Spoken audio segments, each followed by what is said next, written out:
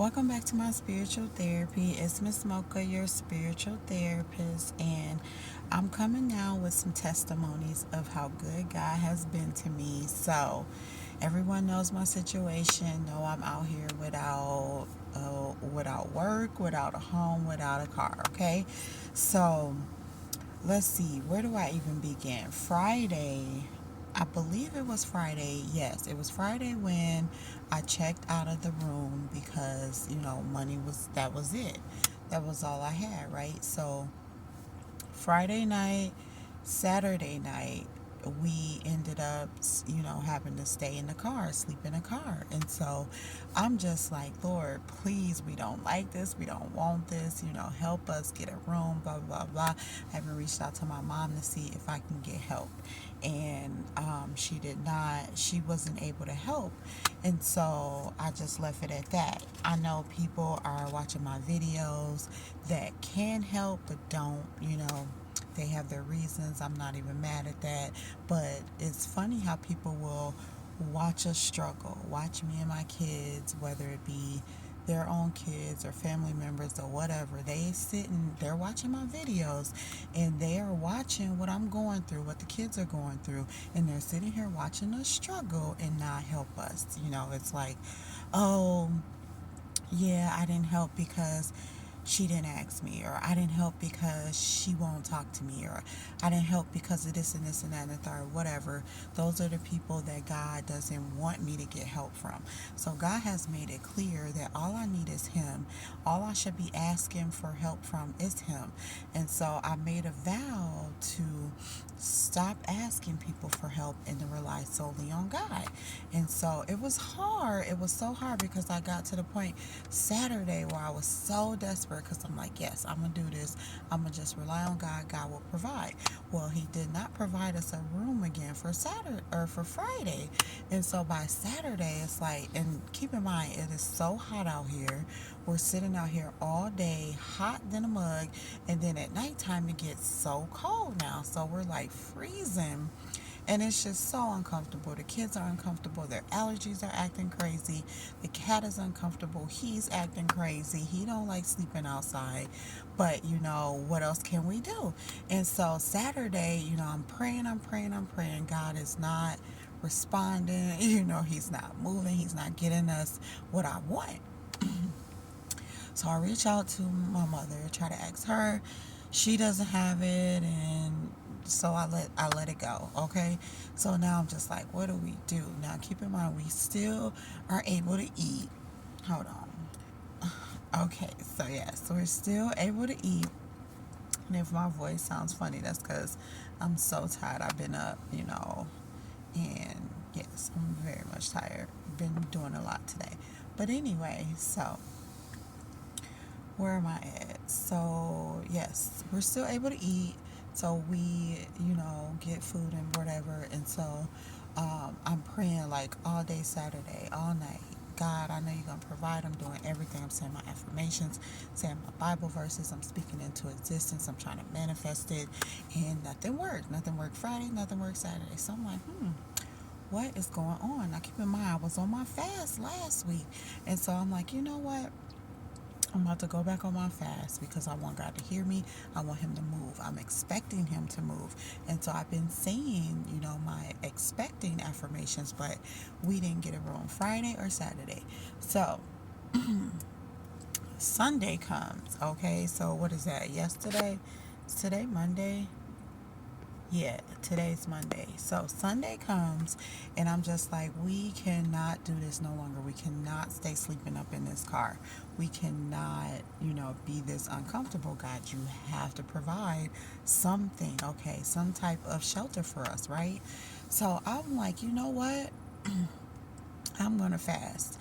I was fasting last week, but when I checked out Friday, I stopped fasting because it's like, we're out here. I don't know when I'm going to eat again. So I can't really, be choosy about when I eat. I got to eat when I can. So I was like, come off my fast. But then I'm like, Sunday rolls around. I really need God to hear me. I really need Him to move for me. I really need Him to help us. So, you know what? I don't even care what I eat. I'm finna fast, right? So Sunday morning, I I start off fasting and I'm immediately praying, and I'm just like, God, I need you to get us shelter. You said in your word that we stay in shelter, booths, shelters, motels, whatever, 7 days at a time. And so in the Bible it says for 7 days.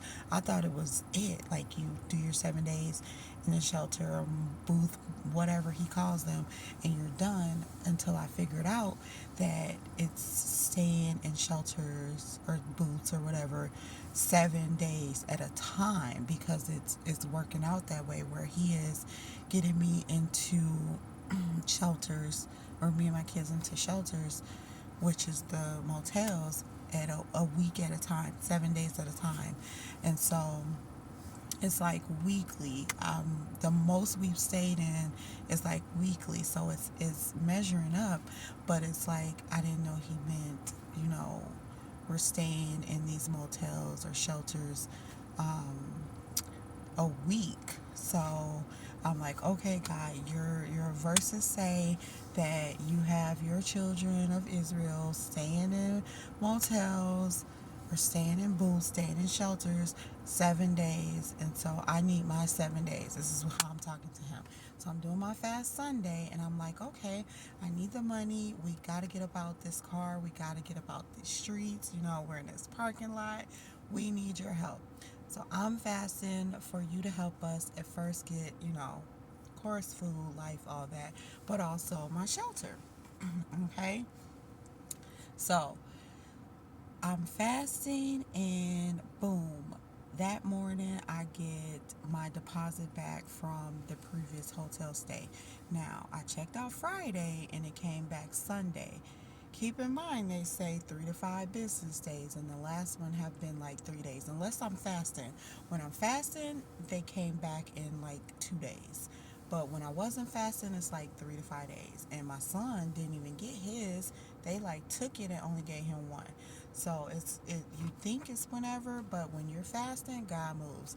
So first I got my $50 deposit back from when we stayed and checked out Friday, because at this motel you got to pay $50 for a deposit up to 7 days. So whatever, get my deposit back. I'm like, wow, that was fast.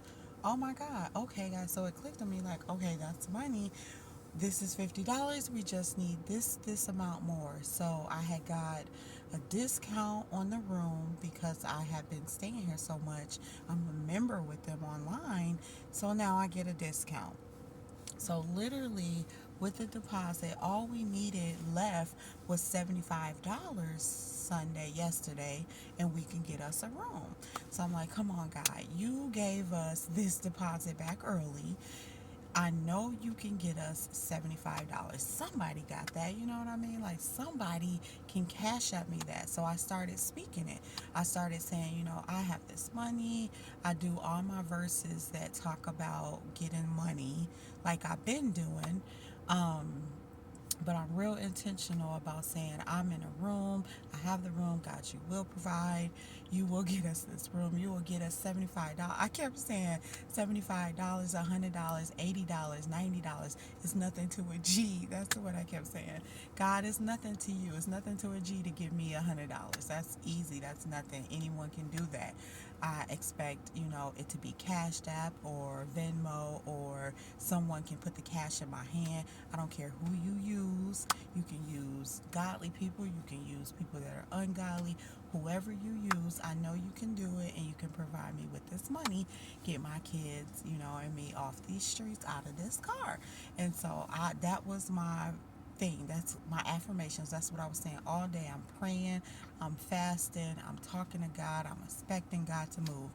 And I kid you not, around, like, I was like, okay, I said I was gonna give it to like 7 o'clock, because we're hungry, and so my fast was over at 6, like 40ish, and so it's like I'll give it to 7 o'clock, even though I'm starving. I want to eat like right when the sun set.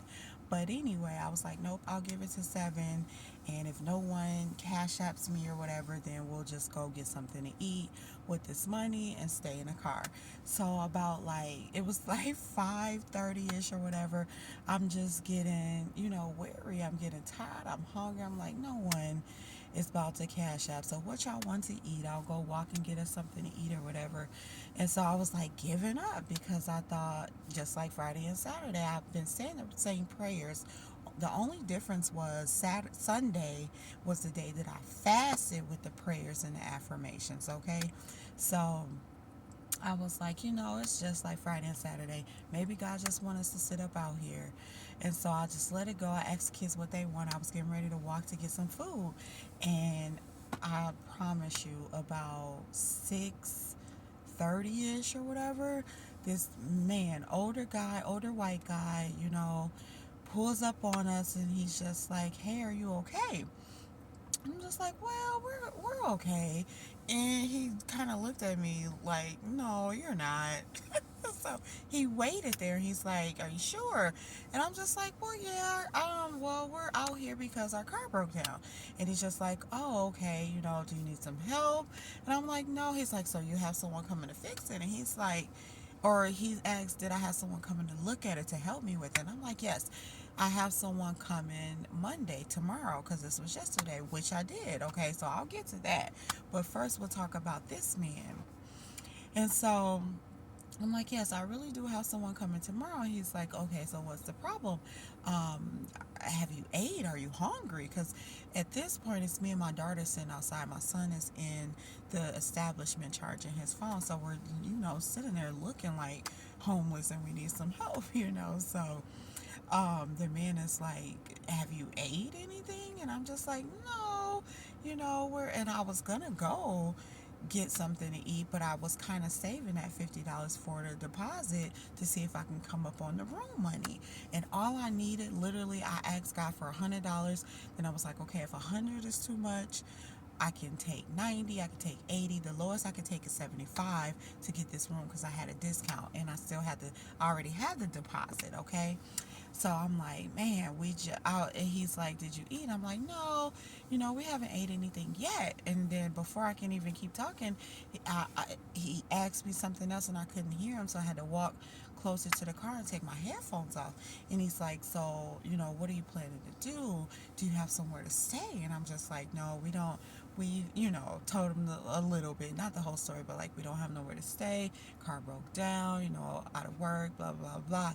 And he's just like, he had this look on his face where he was so uncomfortable. And I think that he was uncomfortable for us. And men, they don't really show their emotions and how they feel. And so he was uncomfortable because he knew that he wanted to help us. He didn't, it made him uncomfortable that we were out there with no food, no car, no shelter, whatever. So he's like, gave me this money and he pulled it out of his wallet and I see that it's $100 and he's like giving it to me and he says, "Go see if they can give you change for this." And so I didn't understand when he said give you change for this. I thought he wanted me to go in, break the change, take some money for food and give the money back to him. So I kind of just stood there, was like, "Okay, what do you want me to get you something with it and keep the change, or what you want me to do?" And he's like, "I'm just trying to help." And he gave it to me, I took it and he drove off. And I was so confused. And so I'm literally looking at him because I'm thinking he's going to park so that he could get his change back. So I'm walking toward, to go into the establishment and he drives off. And so I'm just looking, watching the man drive off. I'm like, "What is he doing? Does he not want his change?" He gone. And so it still's not dawning on me that he's like, "Take the money." I'm sitting here like, what just happened? What he didn't make it clear that he was giving me the money to keep it. I thought that he wanted me to go in, get change so I can at least get some money for food. So I go in and I'm telling my son the story like, I don't know if he wants me to keep it or what, but he had left, so clearly he wanted me to keep it. And so that's how God blessed me with the room or the money for the room. And it came that way or that quick because I fasted. So it wasn't just the praying, because the praying I did Friday and Saturday without fasting and nothing happened. Soon as I start fasting again, things happened. He moved. He brought my deposit back early, and he brought a man to just pull up on us, give us $100, and we had 150, and we were able to go check in last night and get a lift and get some food. So it all worked out because literally I only needed 75, so we had an extra 25 left over. So it all worked out, and I just wanted to share this video because wow, like wow, praying and fasting really moves mountains with God, okay?